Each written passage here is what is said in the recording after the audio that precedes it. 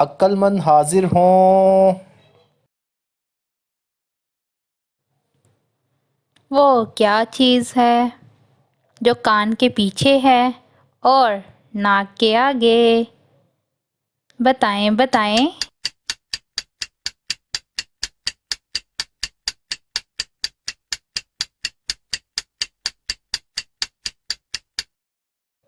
صحیح جواب ہے نون۔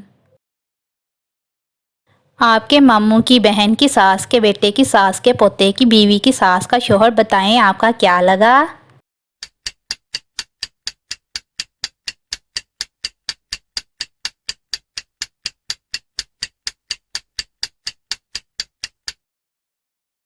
ماموں۔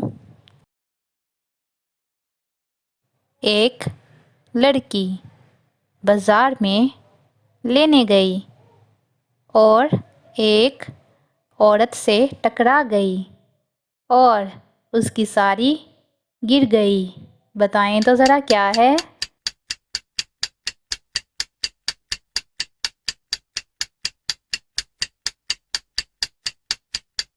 چلے میں آپ کو ہنٹ دیتی ہوں کہ ان چاروں جملوں میں ایک الفاظ استعمال ہوگا۔ اچھا، ہم کو سکھا رہا ہے۔